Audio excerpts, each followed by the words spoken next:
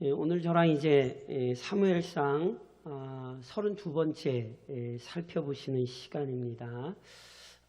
사무엘서를 보면서 우선 기억하셔야 됩니다.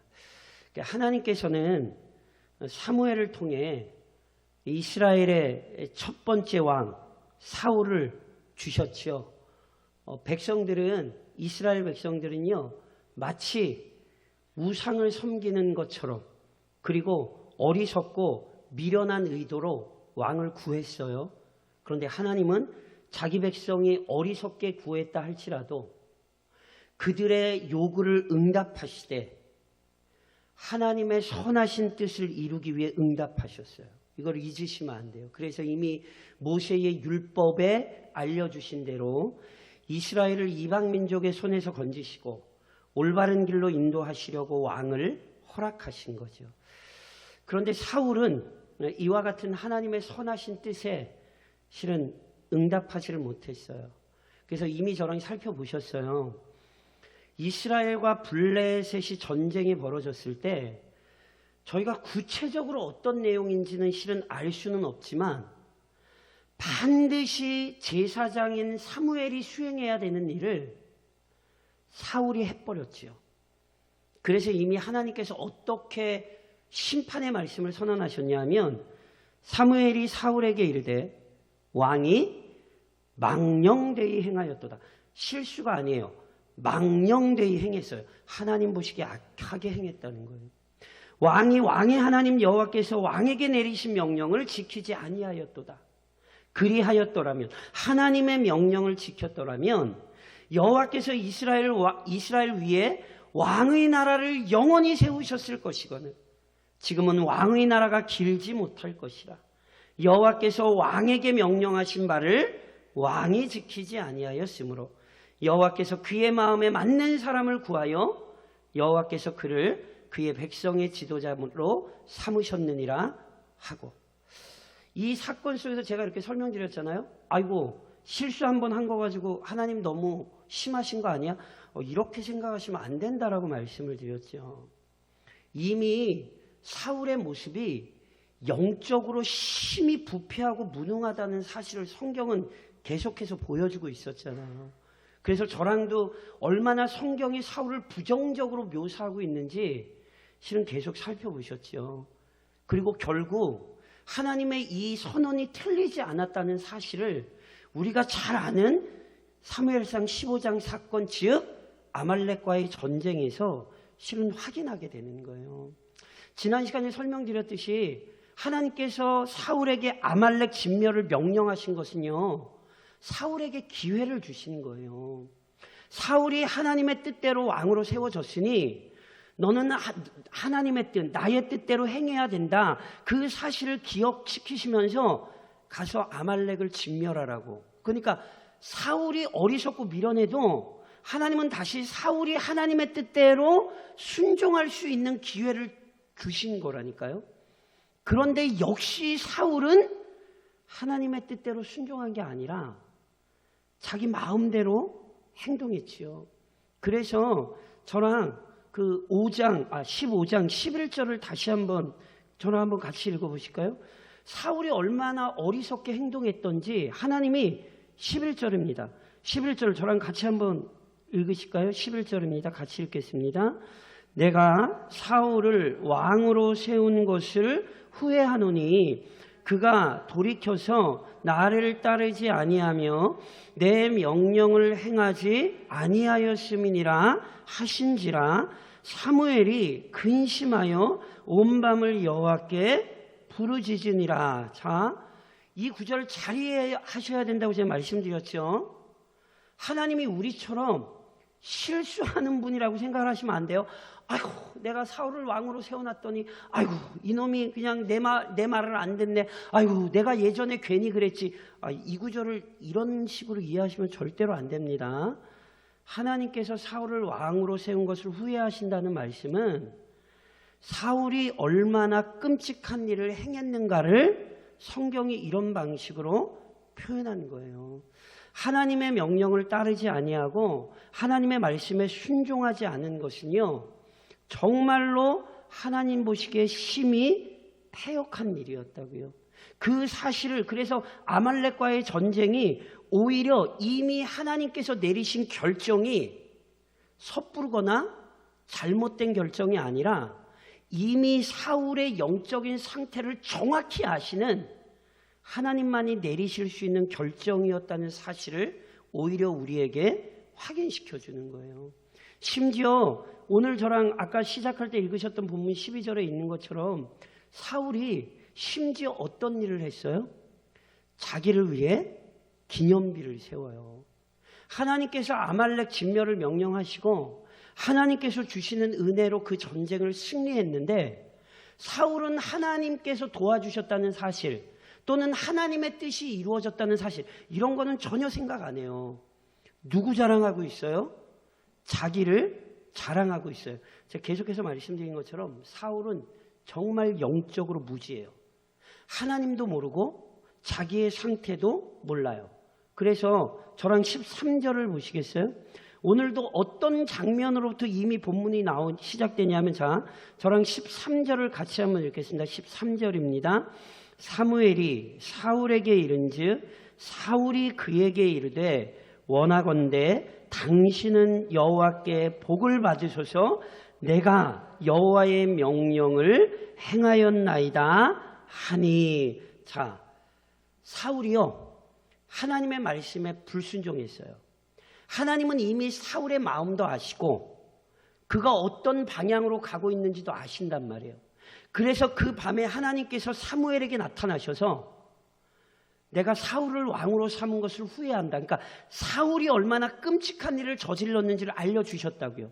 그래서 사무엘이 그 얘기를 듣자마자 이른 아침에 밤새 하나님 앞에 하나님의 분노를 표현하며 하나님의 마음으로 사울의 어리석음을 분명히 깨닫는 기도를 드리고 일찍 일어나자마자 사울을 찾아오는 거예요. 그래서 사울을 찾아왔더니 사울이 자기 기념비 세우고 길갈로 갔다 그래서 또 길갈까지 왔단 말이에요. 그래서 사무엘이 사울에게 왔더니 사울은 사무엘을 보자마자 뭐라고 얘기해요? 당신은 여호와께 복을 받으세요. 이게 지금 자랑하고 싶은 거예요. 그러면서 뭐라고 얘기해요? 내가 여호와의 명령을 행하였나이다. 사울이 뭐라고 얘기해요?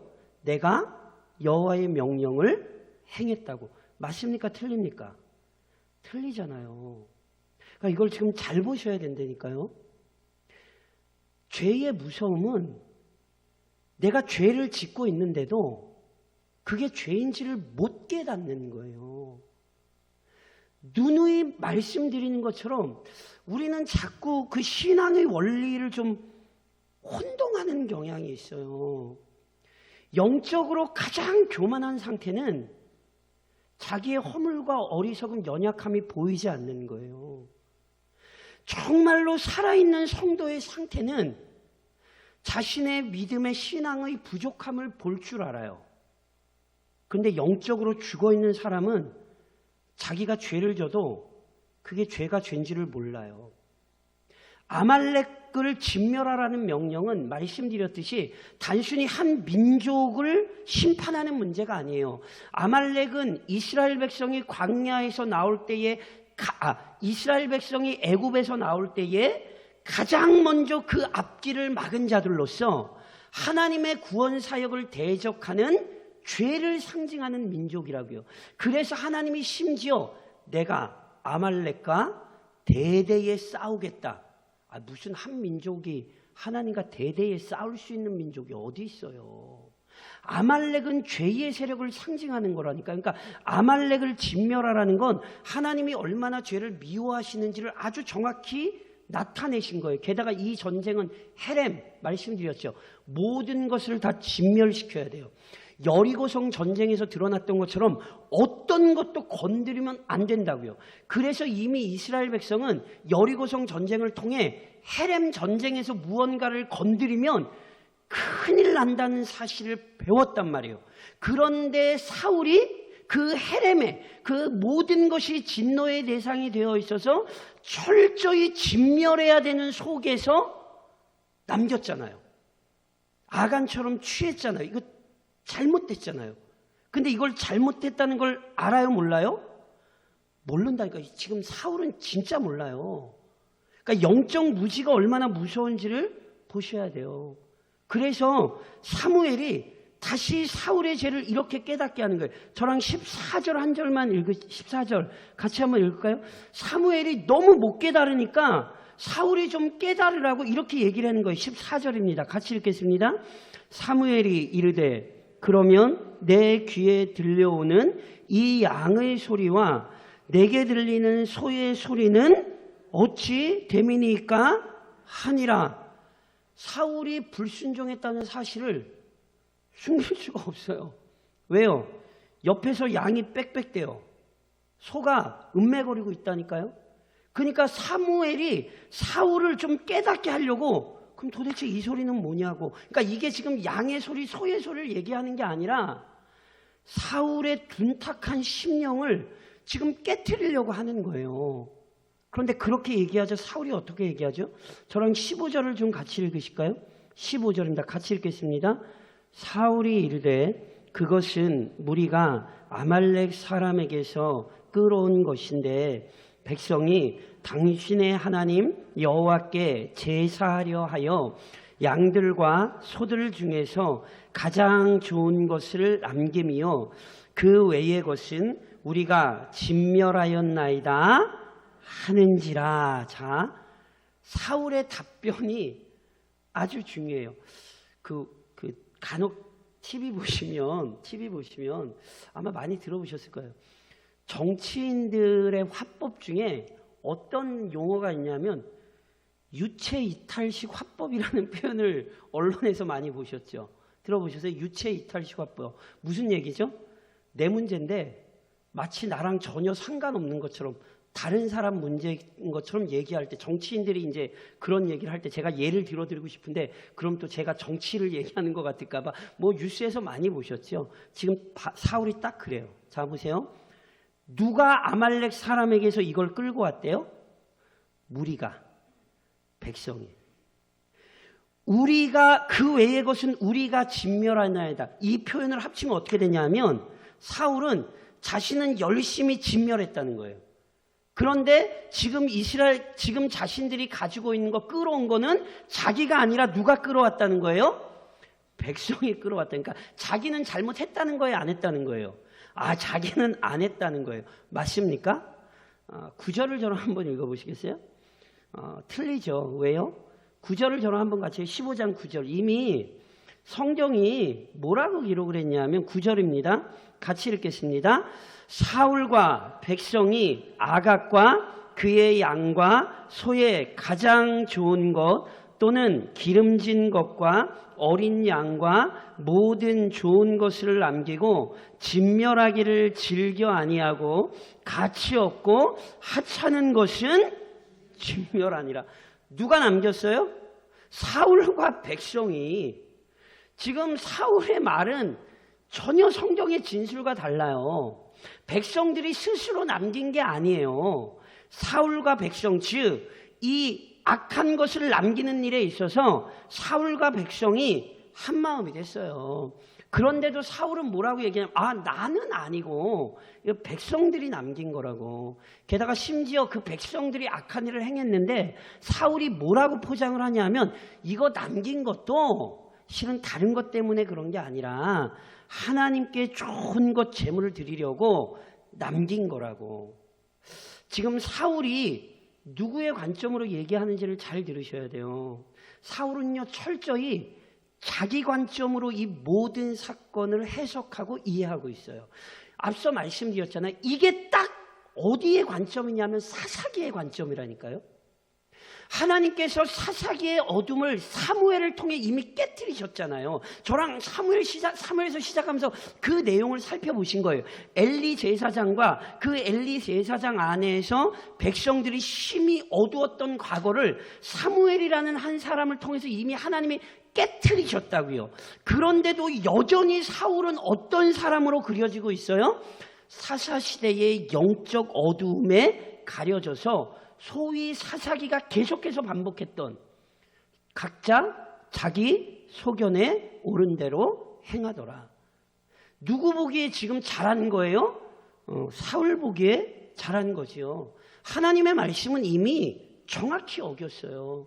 그런데도 사울은 아니라는 거예요. 이건 악이 아니라는 거죠. 그래서 결국 사무엘이 어떻게 선언하죠? 저랑 16절, 17절 두 절만 좀 읽으시겠어요? 16절, 17절입니다. 같이 읽겠습니다. 사무엘이 사울에게 이르되 가만히 계시옵소서. 간밤에 여호와께서 내게 이르신 것을 왕에게 말하리이다 하니 그가 이르되 말씀하소서. 사무엘이 이르되 왕이 스스로 작게 여길 그때에 이스라엘 지파의 머리가 되지 아니하셨나이까? 여호와께서 왕에게 기름을 부어 이스라엘 왕을 삼으시고. 자, 보세요. 사울이 계속해서 변명을 하니까 사무엘이 사울에게 가만히 있으라 그러잖아요. 더 이상 하나님 앞에서 변명하지 말라는 거예요. 하나님께서 이미 모든 걸 알고 사무엘을 보내셨기 때문에 더 이상 하나님 앞에 핑계대지 말고 하나님의 말씀이 무엇인지 들으라는 거예요. 그래서 내가 하나님께서 내게 알리신 말씀을 알려주겠다는 거예요. 그러면서 우선 어떤 얘기를 하냐면 왕이 스스로 작게 여길 때, 즉 하나님 앞에서 사울이 겸손히 여길 때가 있었다는 사실을 실은 사무엘이 실은 지적하고 있어요. 저랑 앞서 살펴보셨잖아요. 실제로요, 사무엘이 사울을 이스라엘 백성들 앞에서 이렇게 들어서 세울 때에 실은 사울이 이스라엘 백성들 앞에 제비 뽑아 세울 때에 사울이 어디에 있었죠? 숨어 있었죠. 그렇죠? 게다가 사울을 데리고 와서 백성 앞에 세울 때 백성들이 비난했던 거 기억하세요? 그때도 말씀드렸잖아요. 왕 달라 그래서 왕 줬더니 왕을 주는 자리에서 이스라엘 백성들이 뭐해요? 왕을 비난하잖아요. 그때 그 본심이 뭔지 제가 설명드렸죠. 하나님이 주신 것에 만족을 못하는 이스라엘 백성의 패역함이었다고요. 그러면서 이제 사울을 욕할 때 사울이 어떻게 했다 그랬어요?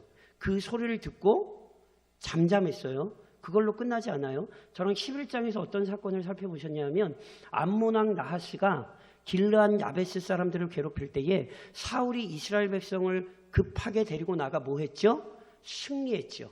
그때 사울왕이 승리를 거두자 사울왕을 좀 좋아했던 사람들이 누가 우리 왕을 모독했냐고, 우리가 다 잡아 죽이겠다고 막 백성들이 그렇게 난리칠 때 사울이 어떻게 했죠?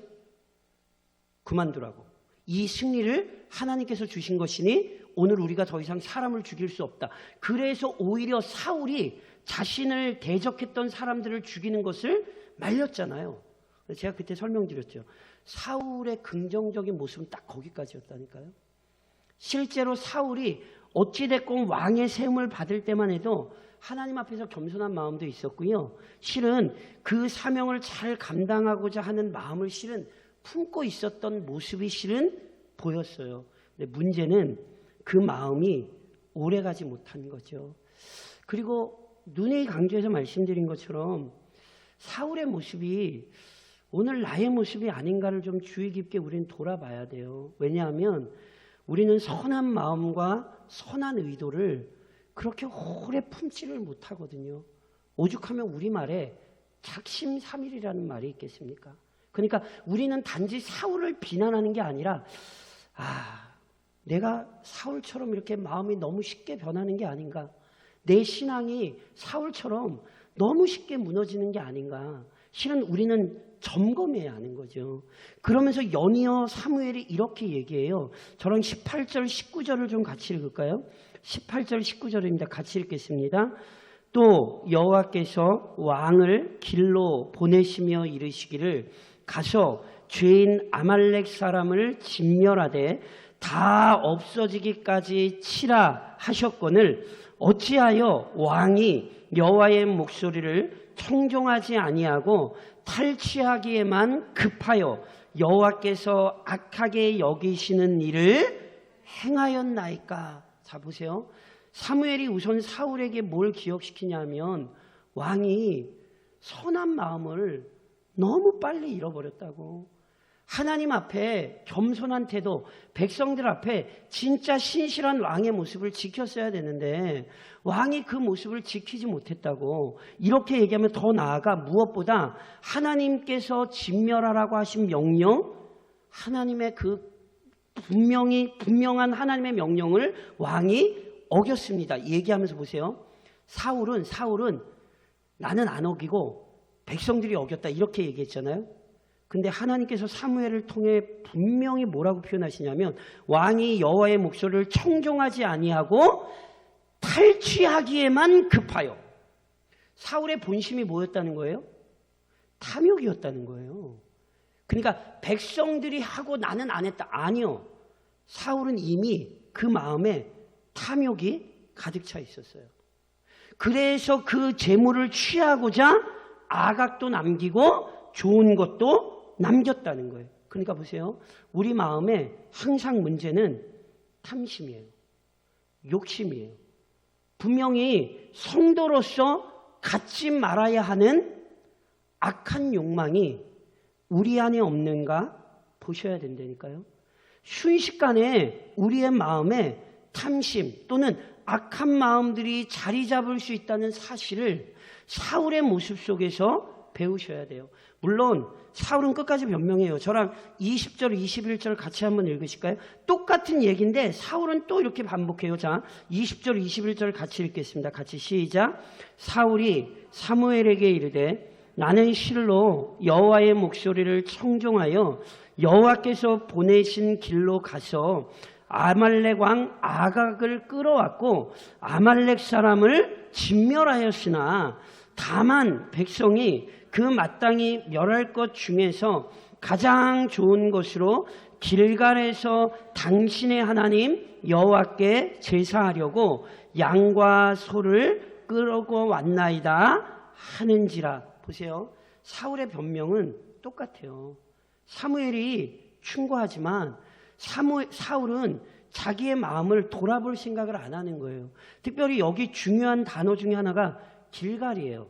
왜 사울이 길갈로 왔냐 하면 길갈에서 제사하려고 길갈로 왔다. 지금 이렇게 표현하거든요. 근데 저랑 앞서 살펴보셨잖아요.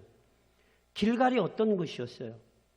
이스라엘 백성이 요단강을 건널 때 그 놀라운 기적을 경험하고 기념했던 곳이고 여리고성 전쟁 앞두고 그 길갈에서 이스라엘 백성들이 목숨을 걸고 하나님께서 할례 행해 그랬더니 할례를 행한 장소예요. 그러니까 하나님의 명령으로 목숨까지도 포기하겠습니다라는 신앙의 결단을 보였던 아주 중요한 역사적인 신앙의 장소. 이게 길갈이잖아요. 그래서 사무엘이 길갈로 와서 이스라엘 백성과 함께 율법을 되새기면 나라를 새롭게 한 사건이 불과 바로 몇 장 앞에 있었잖아요. 그런데 그 역사적인 신앙의 장소에서 사울이 지금 죄를 짓고 있는 거예요. 그것도 죄를 지으면서도 그 죄가 죄인 것을 못 깨닫고 있죠.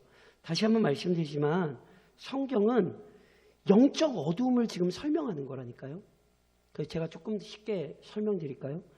지금 사울을 통해서 제가 계속 우리 모두입니다. 저를 포함한 우리 모두입니다.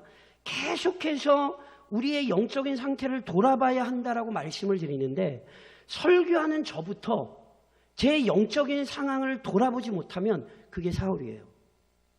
이렇게 기억하셔야 돼요. 어렵지 않아요. 지금 이 얘기가.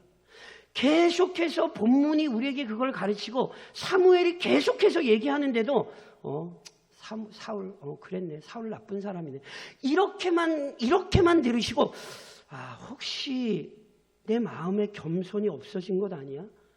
혹시 내 마음에 탐심이 사로잡혀 있는 것 아니야? 이렇게 내 신앙을 돌아보지 못하는 사람이 사울이라니까요. 성경은 지금 이 싸움을 하는 거예요. 그러면서 22절, 23절에 우리가 굉장히 잘 아는 말씀이 있잖아요. 저랑 22절, 23절 같이 한번 읽겠습니다. 같이 한번 시작. 사무엘이 이르되 여호와께서 번제와 다른 제사를 그의 목소리를 청종하는 것을 좋아하심같이 좋아하시겠나이까? 순종이 제사보다 낫고 듣는 것이 수량의 기름보다 나으니 이는 거역하는 것은 점치는 죄와 같고 완고한 것은 사신 우상에게 절하는 죄와 같음이라. 왕이 여호와의 말씀을 버렸으므로 여호와께서도 왕을 버려 왕이 되지 못하게 하셨나이다. 자, 저를 보시면 제가 오늘 이 구절까지만 설명을 드릴게요. 자, 저를 보세요. 이 구절을 순종이 제사보다 낫다 이 표현을 제사가 필요 없다 이런 의미로 들으시면 절대로 안 됩니다. 제사가 필요 없습니까? 오늘 제가 앞서 설명드렸죠. 사울이 이미 하나님께서 하나님의 심판의 말씀을 들었어요. 왜 하나님의 심판의 말씀을 드렸어요? 분명히 정확히 어떤 건지 모르겠습니다만 제사장만이 할 수 있는 어떤 부분을 누가 했어요? 사울이 했잖아요. 그래서 하나님의 심판의 말씀을 들었잖아요. 제사 중요합니까? 안 중요합니까? 중요합니다. 예를 또 하나 들어드려요. 나답과 아비후가 하나님께서 명하시지 않은 다른 불을 드렸다가 어떻게 됐어요? 즉사했어요. 구약에서 제사 중요합니까? 안 중요합니까? 중요합니다. 이거를 순종이 제사보다 낫다는 이 구절을 지금 그럼 제사는 안 중요하네. 이렇게 들으시면 큰일 나요. 여기 제사라고 표현한 건 뭘 의미한 거냐면 마음이 없이 진정한 신앙의 고백이 없이 입으로만 하는, 이해하시겠어요? 입으로만 신앙이 있는 것처럼 하는 태도를 얘기하는 거예요. 지금 사울이 어떻게 하고 있어요? 하나님 말씀 순종했어요? 안 했어요? 순종 안 했잖아요. 그러면서 뭐 하겠대요? 하나님의 말씀을 순종하지 않아 놓고는 하나님께 내가 제사 드리고 싶다고. 이게 말이 앞뒤가 안 맞아요. 조금 더 쉽게 설명드릴까요? 제가 어디 나가서 도둑질하고는 내가 이거 가지고 하나님 11조도 좀 드리고 내가 이 도둑질하는 이거 가지고 내가 이번 주에 교인들한테 맛있는 거 사줘야지. 맞습니까? 틀립니까? 많이 틀리죠. 이건 말이 안 되는 일. 그러니까 사울이 지금 제사보다 낫다라고 할 때 이 제사가 어떤 구약이 의미한 제사라고 생각을 하시면 안 되고요. 지금 여기 제사라는 말 속에는 어떤 의미가 있냐면 사울이 이미 하나님의 말씀을 무시하고는 마치 하나님을 믿는 척하는 태도를 얘기하는 거예요. 이걸 이사야의 예언으로 바꾸면 이 백성이 입으로는 나를 가까이하며 입술로는 나를 공경하나 그들의 마음은 내게서 멀리 떠났나니. 그러니까 보세요. 여기 지금 제사는 불순종을 다른 말로 나타낸 거예요. 그러니까 순종이 제사보다 낫다는 걸 제사는 별로 안 중요해. 순종하는 게 중요해. 이렇게 생각하시면 안 되고 지금 이 말씀은 순종과 불순종을 비교하고 있는 말씀이에요. 그래서 23절에 이는 거역하는 것은, 거역한다는 게 뭐예요? 불순종. 이는 거역하는 것은 점치는 죄와 같고, 점치는 게 뭔지 아시죠? 다른 말로 우상숭배. 그렇죠? 불순종은 곧 뭐예요? 우상을 숭배하는 거예요. 완고한 것은, 여기 완고하다는 것은 하나님의 말씀에 굴복을 안 하고 자기 뜻대로 한다는 뜻이에요. 사신 우상이란 우리말로 이제 사신 우상이라고 번역이 됐는데 조금 더 원문을 정확하게 번역드리면 헛된, 무의미한 이런 우상들을 얘기하는 거예요. 그 우상은 어떤 존재예요? 허망한 존재잖아요. 헛된 존재잖아요. 그러니까 하나님이 아니라 헛된 우상을 섬기는 것과 같다는 거예요. 뭐가? 불순종이. 그래서 이 말씀은요, 순종과 제사를 비교하는 게 아니라 다시 바꿔 설명드리면 하나님 앞에 불순종하는 게 얼마나 끔찍한 일인가를 성경이 이 구절을 통해 가르치는 거예요. 그래서 보세요. 사울이 불순종했을 때 이렇게 표현되잖아요. 왕이 여호와의 말씀을 버렸으므로, 왕이 불순종했으므로 어떤 일이 일어나요? 여호와께서도 왕을 버려 왕이 되지 못하게 하셨나이다. 이 구절은 다시 설명드리면 이런 거예요. 우리가 하는 대로 하나님도 우리에게 갚으신다. 단순히 이런 의미가 아니라 하나님의 말씀에 불순종하는 자는 절대로 하나님께서 베푸시는 충만한 은혜를 누릴 수 없다는 사실을 성경이 이렇게 가르치는 거예요. 이걸 뭘 떠올려 보시면 되냐면 첫사람 아담의 불순종을 떠올려 보시면 돼요. 아담이 하나님께서 금하신 열매를 먹지 않았으면 아담을 포함한 온 인류가 하나님께서 풍요롭게 누리게 하시는 모든 복을 누릴 수 있었어요. 그러나 하나님의 말씀에 불순종했을 때 하나님이 준비하신 모든 복을 박탈당했다고요. 그래서 성경은 오늘도 우리에게 뭘 요구하는 거냐면 순종을 요구하는 거예요. 그래서 오늘도 기억하셔야 된다니까요. 순종이 어렵지만 순종이 복이라고요. 순종하지 않으면 그것은 하나님을 섬기는 게 아니라 나 자신을 섬기는 우상 숭배와 같고요. 하나님의 복을 누리는 방법이 아니라 오히려 하나님의 저주를 불러들이는 어리석음과 똑같다는 거지요. 그래서 오늘도 사울의 모습 속에서 우리가 찬찬히 우리의 삶을 좀 잘 돌아보셔야 되는 거예요. 이 말씀은 사울에게만 주신 게 아니라 오늘 이 땅을 살아가는 모든 그리스도인들에게 하나님이 다시금 명령하시고 주시는 말씀이에요. 혹시 내가 하나님 앞에 순종하지 못한 게 없는가? 또는 우리 가정의 일들 중에 우리 가정에 조금 믿음이 좀 부족해서 행여나 순종이 어렵다고 조금 쉬운 불순종의 길은 택하지 않았는가? 지금 우리 교회가 하나님 앞에 실은 철저히 순종해야 되는데 교회가 열심히 마음을 모아 순종해야 되는 부분에 있어서 우리 교회가 좀 부족한 부분은 없는가? 실은 우리 모두가 깨어 돌아봐야 된다고요. 그래서 결국 순종이 복이라는 사실을 기억하고 어려워도 순종하기 위해 우리 모두가 마음을 모으고 그 일을 위해 함께 기도하시며 또 실제로 순종하는 성도요 또 교회가 되시기를 오늘도 우리에게 순종을 요구하시는 우리 주님의 이름으로 권면드립니다.